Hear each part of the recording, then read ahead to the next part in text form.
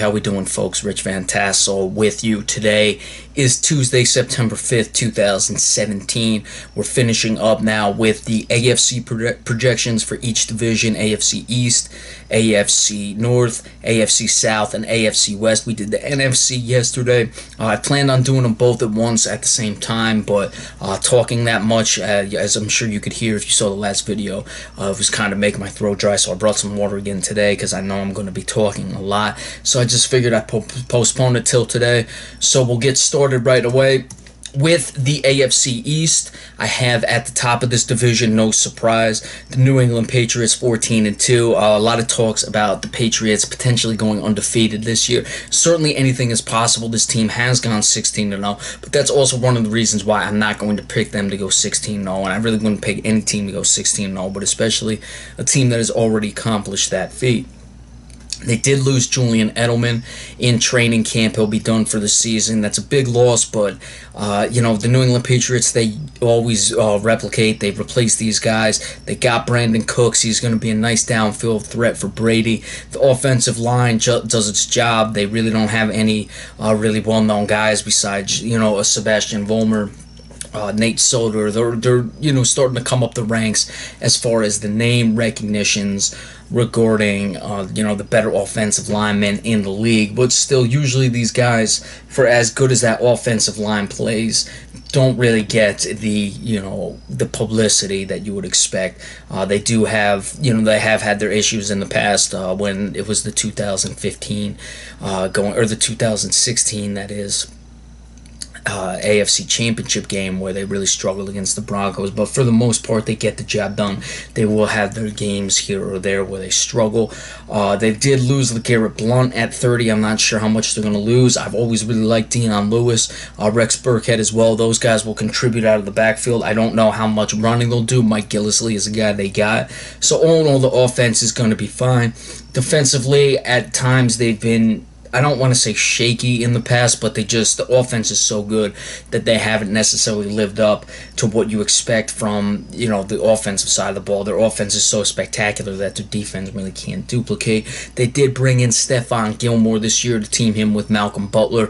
You also have Patrick Chung in the secondary, who's a good safety, so you have very good corners now. And now with Patrick Chung, got like a Nate Ebner. McCourty is kind of a tweener between safety and corner. Their secondary is pretty good. Dante Hightower, another one of those Alabama guys we discussed, is a very good linebacker as well. Derek Rivers was hurt in preseason, so that's going to be an issue. That's a guy I was really looking forward to, and I think the team was looking forward to him. But all in all, with the secondary, they should be all right. I would expect the Patriots to win the Super Bowl again this year. I don't see any real cause for concern from any of these teams in this division. So look for the Patriots 14-2, another easy division title. This could be Brady's last year. I'm not going to say it is or is not, but it's certainly something that it wouldn't surprise me if it is. Remember, he did just turn 40. Eventually, at some point, it's going to happen to him. I used to always say with Kobe Bryant, I won't say Kobe Bryant's done until he's done, and then Kobe Bryant was done, and that was it. So we'll have to see what happens. Second place, the Buffalo Bills, 7-9. Bills are a team I've tried to give more credit to in the past, but they are what they are, and what they are is 7-9, 8-8ish, maybe 9-7 if they're lucky. Tyrod Taylor is a guy I like. He's a professional quarterback. He's by no means terrible. He can get the job done.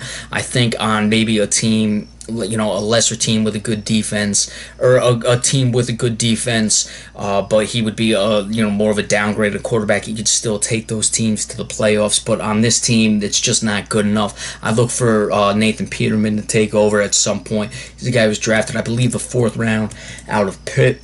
Like we said, they've lost Mike Gillislee. They have LaShawn McCoy. He's going to have to carry a big load this season. They just cut the guy Jonathan Williams as well out of Arkansas. That was a little surprising. 6'1" running back, a guy who can bruise. So I don't know why that necessarily happened. All in all, their offensive line is not bad. Eric Wood is one of the better centers. You talk about the Travis Fredericks. You talk about the Alex Max of the league, with the Cowboys and the Alex Mack used to play for the Browns and now the Falcons, respectively. Certainly, he's up there. Eric Wood, Richie Incognito. For all his off-the-field shenanigans and stuff, he's been a productive guard his entire career. Cordy Glenn, Central Henderson, though, average tackles. There's really nothing terrible about this offense. They did lose Sammy Watkins. Sammy Watkins is often hurt, though. I just don't see explosiveness. And what I see is this team losing the close games that they continue to struggle with throughout, these last long time. I mean, these last couple years especially. You had it under Rex Ryan, the Doug Marones before him. There's a reason this team hasn't been to the playoffs since 1999. They're just not going to make the plays necessarily late in games, and they're going to lose at times. Defensively, good defensive line.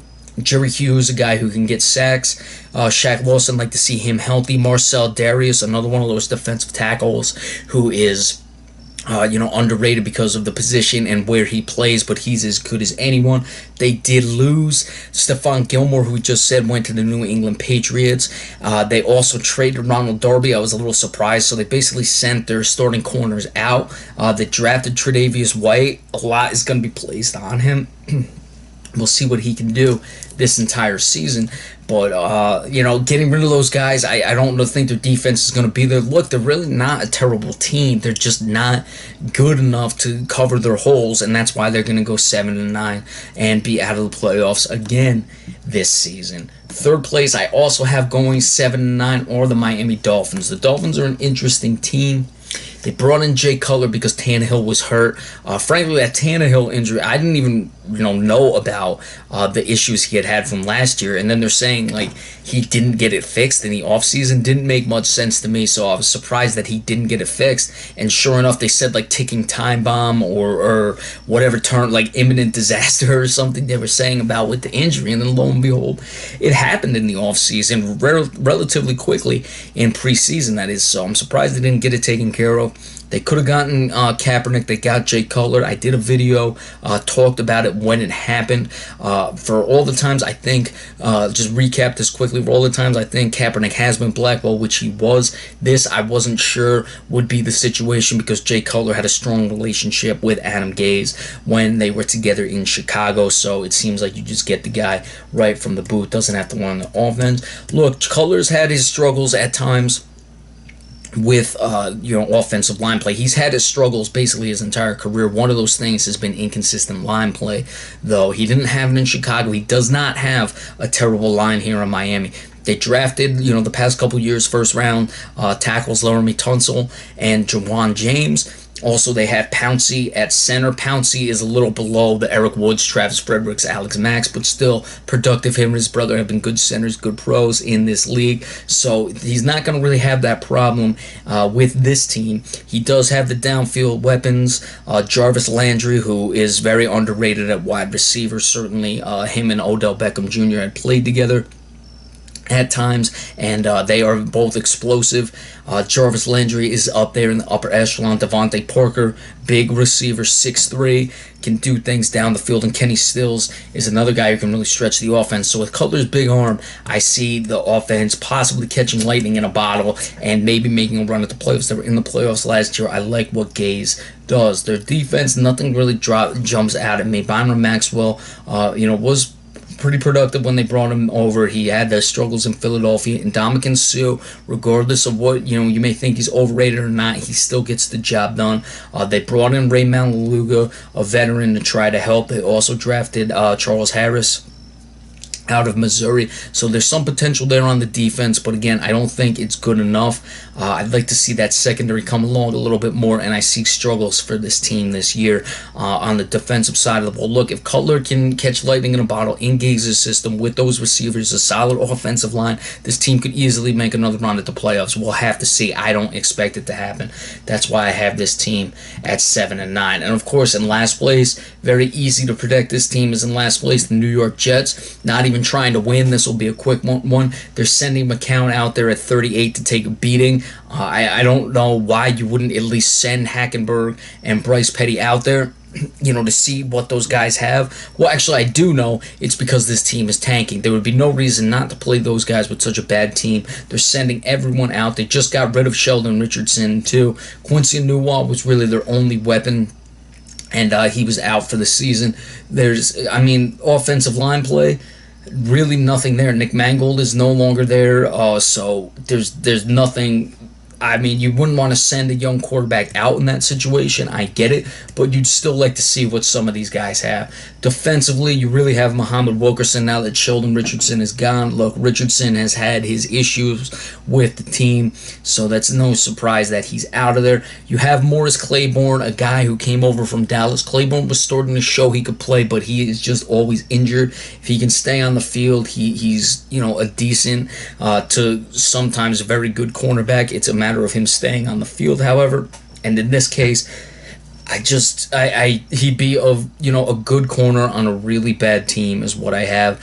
There's just nothing there with the Jets. They may go 0-16 again. Could they find a way to get a victory? I'd like to see, but this is really embarrassing. Look, as bad as last year was, I had said it at the end of last season. I read an article about it that Todd Bowles is a victim of the 2015 success. That 2015 team got, lightning in a bottle, one hit one year with Ryan Fitzpatrick. They were never that good. Last season was much more indicative of what the Jets were in 2000 or what the Jets should have been in 2015. If the 2015 team in Todd Bowles' first year went 5-11, there would have been none of, everyone would have been like, all right, they were bad, they had just finished off a bad year the year before, and then they try to build. Then all of a sudden, panic comes in after last year, and now they're just decimating the entire thing, and who knows what's going to happen. Even if you draft, a guy like Darnold or Rosen, both USC and UCLA respectively, those guys, either one of those two Southern California guys to come in, you have nothing there to help the guys. So we'll have to see. It's going to be just a terrible year for the Jets, but they are not trying to win. All right, so first place in the AFC East, the Patriots, no surprise. With that one, 14-2. Buffalo Bills, Miami Dolphins, I have Buffalo 2, Miami 3, but I both have them 7-9. And then the New York Jets at 2-14 in what will be a very disappointing year for the New York Jets, as anyone would expect. Alright, AFC North. I actually think this is one of the more weaker divisions, though it has been strong at times. I expect a drop-off from the Cincinnati Bengals, and I don't think the Baltimore Ravens are going to get back there yet. I think that team is coming down a bit from where they were. They got a lot of breaks during the runs, which led to the Super Bowl, and I don't think they've really gotten back to that level. But going back to the top, I have the Pittsburgh Steelers winning this division at 10-6. Roethlisberger, talk about his retirement. It's not happening. He'll be back this season. He'll be playing. He has weapons to work with. Antonio Brown, of course, the person I think is the best wide receiver in the league. Certainly there's discussion with the Odell Beckham Jr.'s as well. The Jarvis Landry's, who we just discussed. There are other guys up there, but to me, it's Antonio Brown. He does have Le'Veon Bell, who's not on any form of suspension. He missed a couple games at the beginning of the season last year, more than a couple, a few games. He'll be good. I really like Le'Veon Bell. I think his running style, it's not even really like Barry Sanders. It's just that's like the closest thing I can compare it to, is he's like stopping behind the line of scrimmage, and you're trying to adjust to like how you're going to tackle him when you don't really know who he's going, where he's going to go, or what exactly he's going to do. Again, the running styles are different between him and Barry Sanders, and certainly Barry Sanders was a much better back. Even though Le'Veon Bell is good, Barry Sanders is one of the greats. But I'm just saying that the strain it puts on defenses, because you don't really know where the guy is going to be when you're trying to tackle him. So it's not necessarily the running styles or anything like that. It's just the way the defense reacts or is forced to react to these guys. Martavis Bryant expected to be on the field all year long. That's a nice addition as well, because he missed the season last year. Offensive line, David DeCastro, underrated at guard. I like him. Marquise Pouncey, of course, we just talked about Mike Pouncey with the Dolphins. He gets the job done at center. Nothing really spectacular. Villanueva's pretty good. Marcus Gilbert, I think, is a bit of a weak spot on the tackle position, but All in all, the offense is good enough, and Roethlisberger, he can make plays even when he's under pressure. We've known that. We've seen that throughout his career. On the defensive side of the ball, they added Joe Hayden from the Cleveland Browns in the preseason. That's very good. This is a team that struggled last year in their secondary. No more Cortez Allen. He's not there anymore. Artie Burns, I'd say, is probably their second best guy. But William Gay getting up there in age. Joe Hayden certainly solidifies it. They really have questions elsewhere. Their safety's not very good. I'd say Sean Davis is the best. But, Joe Hayden is not going to erase all the problems of the defensive secondary, but he's certainly going to, put some measure of I don't want to use respectability, would say is the best term. He's going to put the level of play up in that regard. So certainly, even though the rest of the secondary will struggle, he'll certainly be good.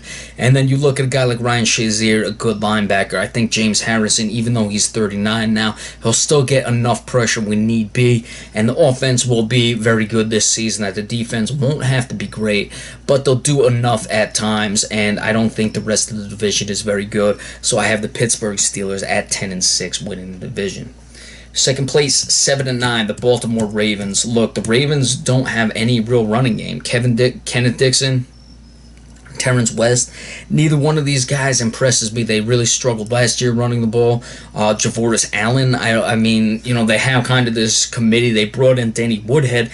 Danny Woodhead is 32. He's been a very good pro his entire career. I don't want to take anything away from Woodhead, but he's much more of a receiving running back. He's more of a guy like I put a Cole Beasley in. Both guys the same style height. I think if you put Danny Woodhead in the slot, he would just be a slot receiver. So I don't think he's going to solve this team's running woes. Their offensive line does not impress me at all.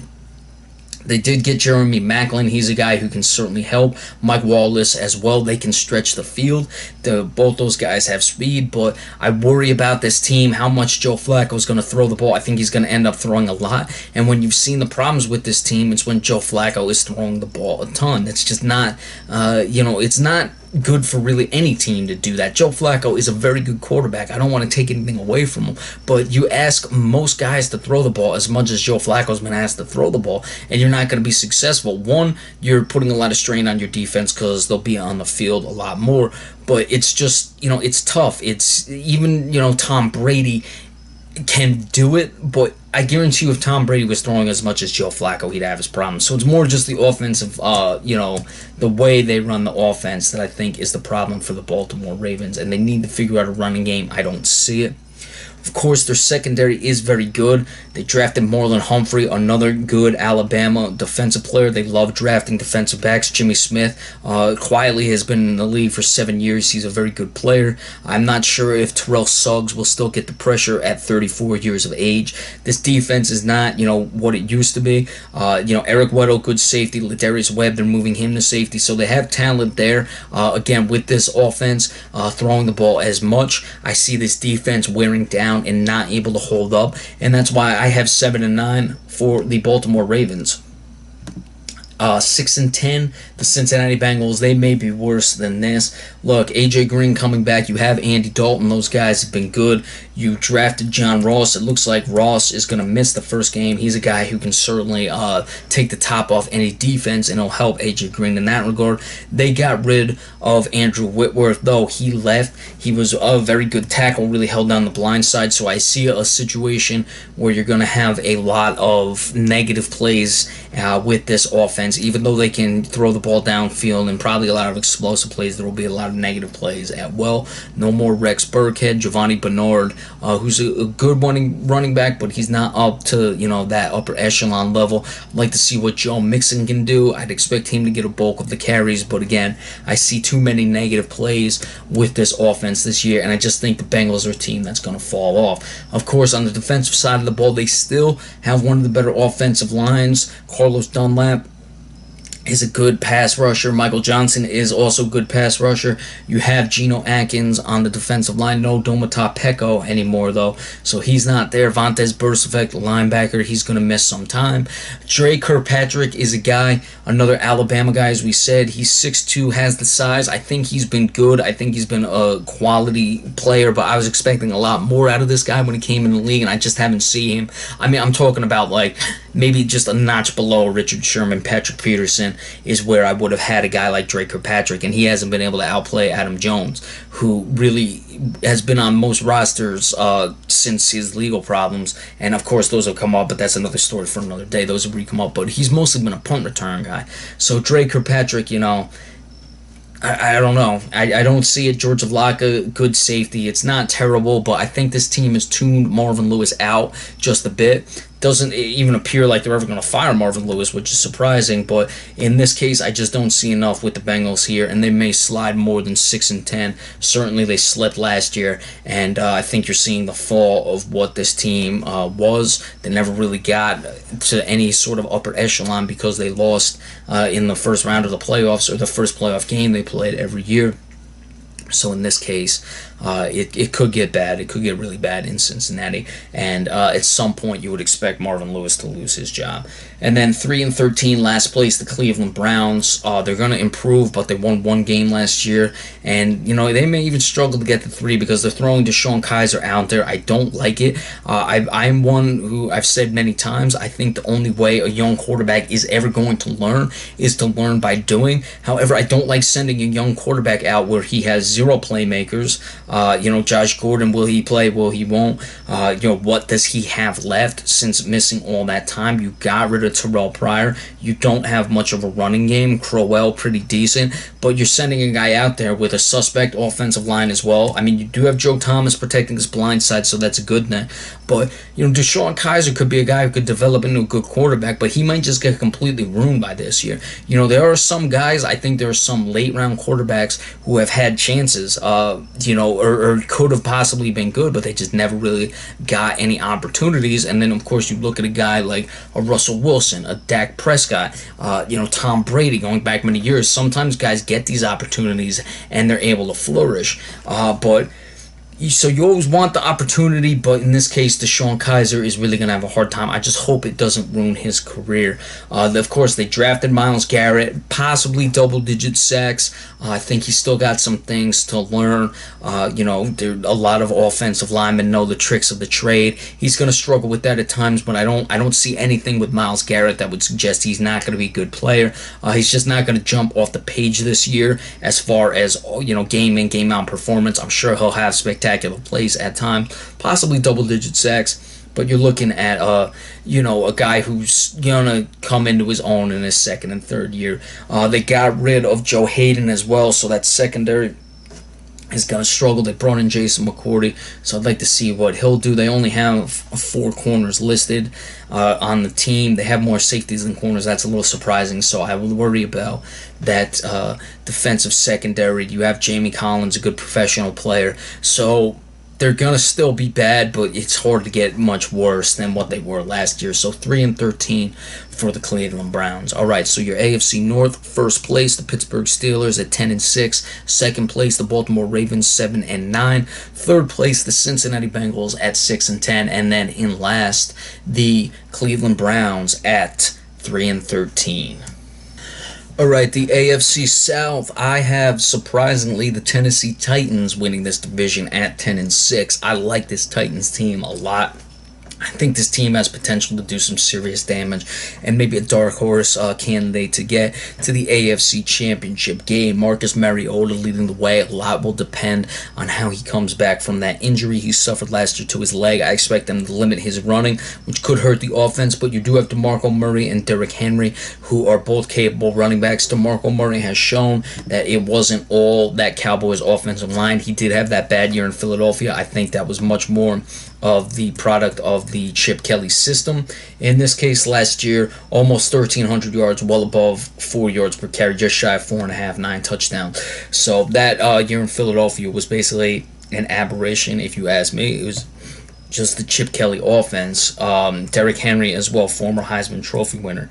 can certainly do things. I like the addition of Eric Decker. He had some, problems with the Jets at the tail end of his Jet career, but that Jet team is going down the hill.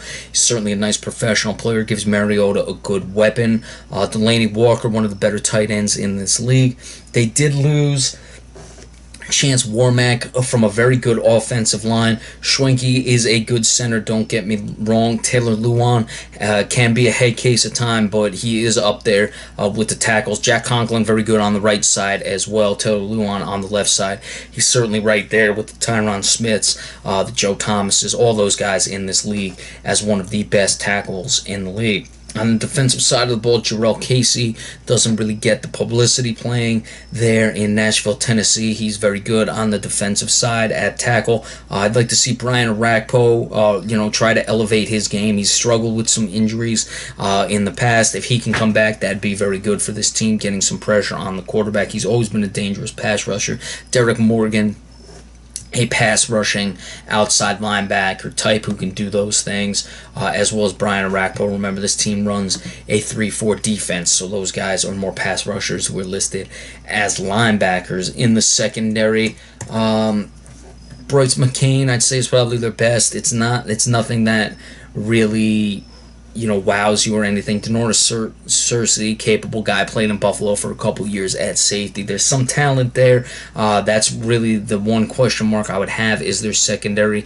But all in all, I like this team's offense. I like the way they do things. Remember last year, they kept struggling to get above 500. They get to 3-3, then lose. They get to 4-4, then lose. They get to 5-5, then lose. Then they got to 9-7 at the end of the year. And I think this team is ready to get back to the playoffs. Tennessee has not been there in a while.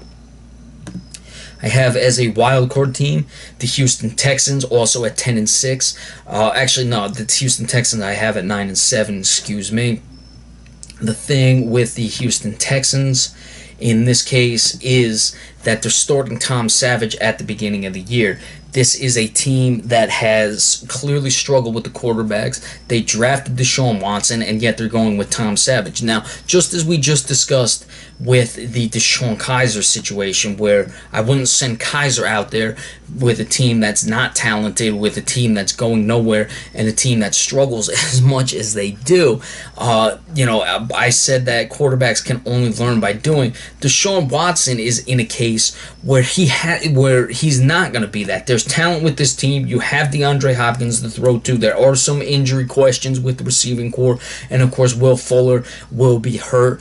Braxton Miller, I'm not sure if he's ever going to develop into a receiver, but you have a good offensive line. You've got Lamar Miller, who's a capable running back on the team. So there's talent there. To me, to start Tom Savage doesn't make any sense. You're just going to struggle. They're going to struggle early on, and then Deshaun Watson is just going to come in when they're struggling, and that's what's going to cost this team the division.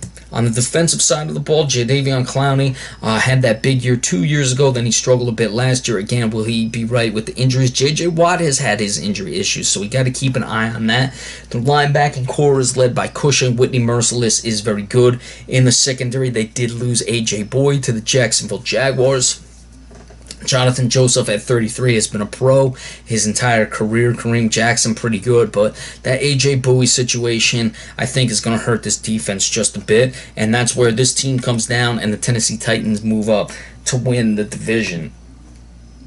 6-10, the Jacksonville Jaguars, I have the Indianapolis Colts in third at 8-8, my mistake, and then the Jaguars are last at 6-10. Sorry about that. Got a little ahead of myself. With the Colts, it doesn't look like Andrew Luck is going to start the season. They didn't put him on PUP, but I don't see it happening. This team, I have them at 8-8 because it's a pretty soft schedule for the AFC South teams. But this team could, go downhill. Do they start Tolzien or Jacoby Brissett in any place of Andrew Luck while he's out? I go with Brissett. I think he has more ability to make plays.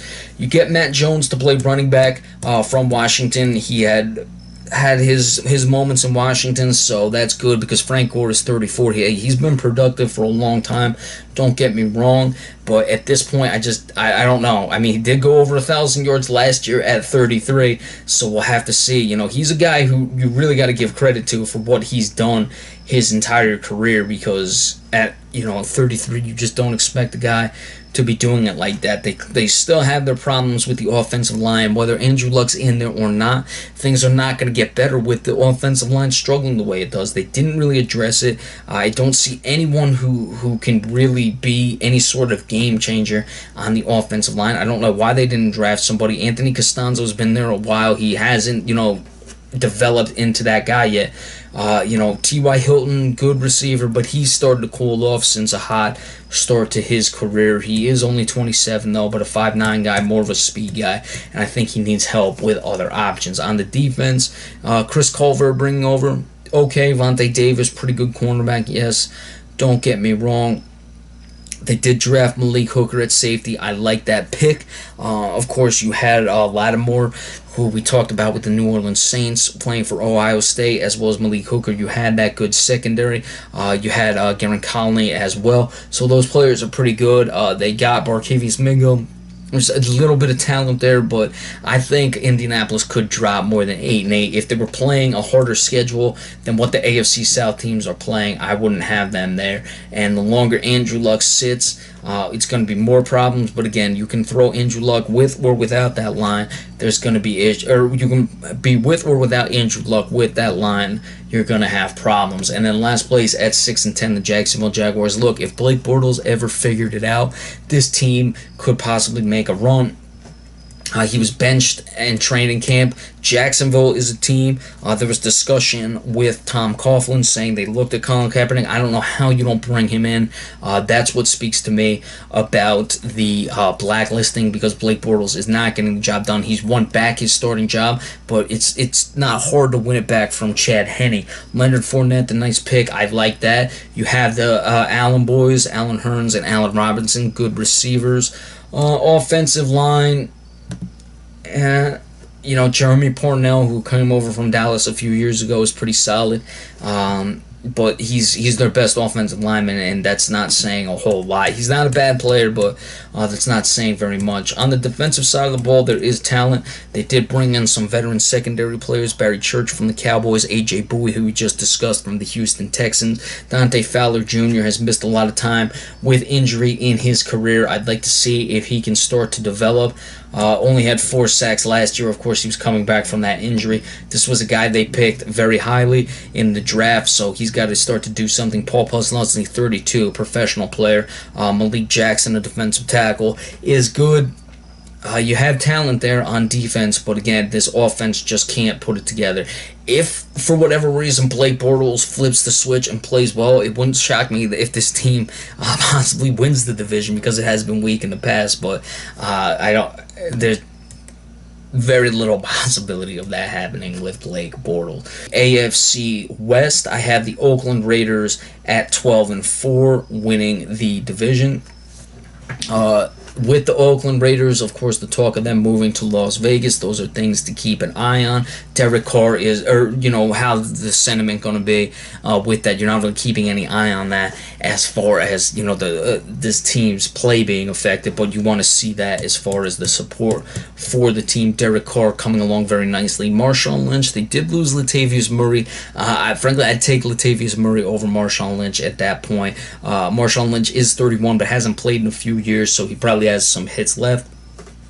Amari Cooper and Michael Crabtree, very good receivers. Their offensive line is good. Rodney Hudson, underrated center. You also have Kelechi Osemele, a guard. Kelechi Osemele was a guy I put on my All-Pro team last year. On the defensive side of the ball, Mario Edwards has struggled with his injury, with injuries in his 3rd year. I would expect big things from Mario Edwards, especially rushing opposite of Khalil Mack, who's spectacular. Khalil Mack, certainly a defensive player of the year candidate. You have Bruce Irvin as well. Those guys are clearly good players. We know that. I'm talking about the effect it could have on Mario Edwards. I like that guy. I'd like to see what he can do. Garen Conley, a guy they drafted. Certainly there was the rape allegations and all those sort of things. Whatever. I mean, that's part of the Ezekiel Elliott thing in my book. Why do they talk about this? Why do they talk about that? But he's there. He'll be playing. A 6-foot guy. Really would improve that secondary. Sean Smith as well was a guy who can help. Carl Joseph, a guy who came on last year, was drafted or was a rookie last year in his second year now. Let's see what he brings to the table and what he can do. I don't expect Aldon Smith will probably see the field again in his career. Reggie Nelson, even at 33, it's hard to believe he's been in the league that long, is a very good safety. So there's talent there. They've definitely upgraded the defense, and the offense is very good as well. That's why I have them at 12-4 going to the playoffs. At 11-5, the Kansas City Chiefs, also a wild card team, as you would expect for a team that goes 11-5. They drafted Mahomes. Is Andy Reid crazy enough to play Mahomes at some point? It's possible. I think if they do, that will affect the Kansas City Chiefs, and they will go down. And just a quick side note, I have these records high because I think the AFC West will get the better of the NFC East, and those teams are playing each other this season.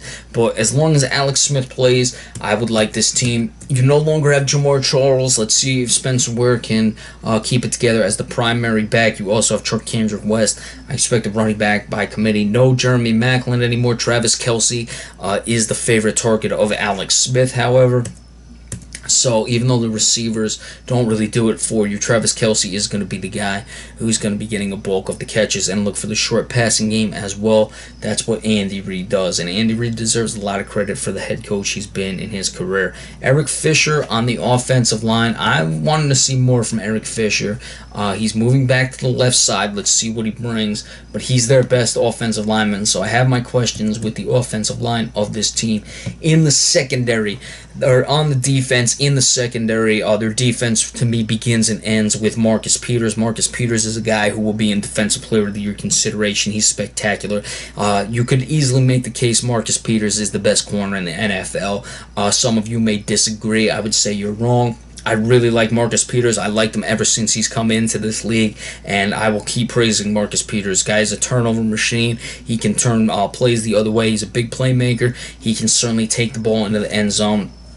So I'm really liking what I see with him. You have Tamba Ali, Justin Houston, pass rushers. Ali up there a little bit in age. D Ford can get there as well, but to me it really comes down to Marcus Peters can shut down. He's that much of an impact changer when it comes to defense, because when you have a guy like that who can completely shut down a side of the field, it allows for other things to be done on the defensive side of the ball. Eric Berry as well, good safety. Of course, he's come back from things, the cancer diagnosis, and he's still only 28. So you have that, and they can just use the rest of the defense and work off of that. So I have the Kansas City Chiefs, a wild card team, at 11-5. The Denver Broncos in third at 8-8. Another team that could have gotten Colin Kaepernick. They did not. I am assuming that at some point this season Paxton Lynch is going to get the job, but hey, he might not be ready. And that's the thing. That's another, you're hearing that, but I would still expect at some point he comes in. Trevor Siemian will get the start to begin with. They have good receivers, Emmanuel Sanders and Demaryius Thomas. They just don't have the quarterback play.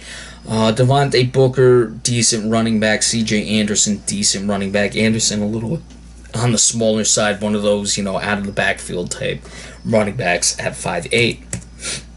The offensive line, Ronald Leary, who came over from the Cowboys, he's played with that Cowboys offensive line. He was one of the more underrated guys. Of course, it was all about Zach Martin, Travis Frederick, Tyron Smith. But you had Doug Free and Ronald Leary, who are two guys who got the job done. So I like that decision as well. Barbary is pretty good, but I'm not too convinced with the tackles on this team. For the defense, Von Miller, look, always in potential for Defensive Player of the Year. He's talking about 30 sacks. I don't see that happening. Aqib Talib, even at 31, is still one of the better corners in the league. You also have Shane Ray, a guy who now in his third year, I expect him to pick up and definitely benefit from Von Miller on the other side of the ball.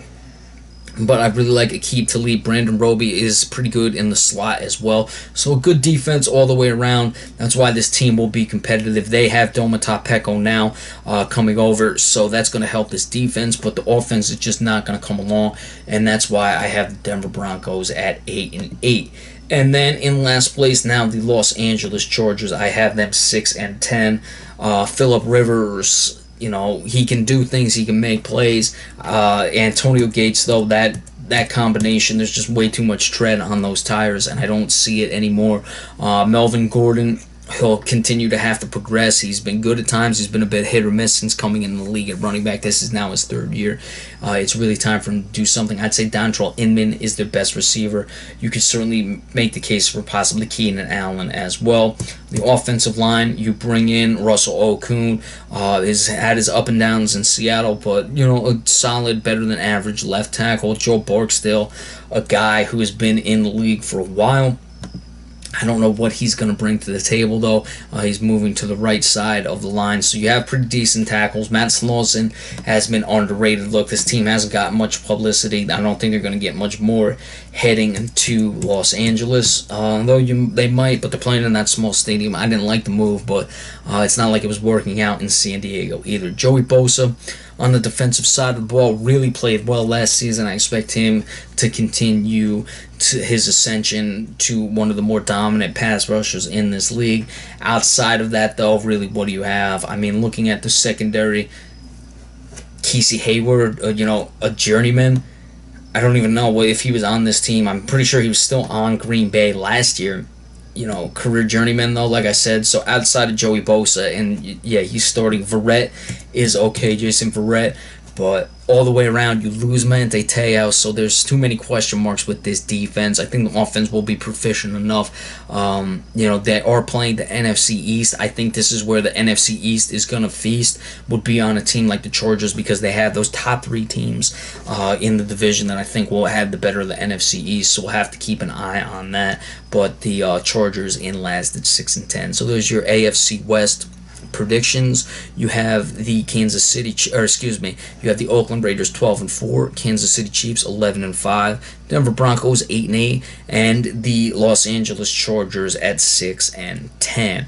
All right, probably tomorrow on Wednesday we will give you the predictions, the playoff predictions, the postseason award predictions, all that stuff. Or either give it to you on Friday. Be sure to stay tuned for that. We're right to the NFL season. It's going to be here on Thursday, so be sure to stay tuned. We're back, we're ready to go, and we're ready for this season. Thank you all so much.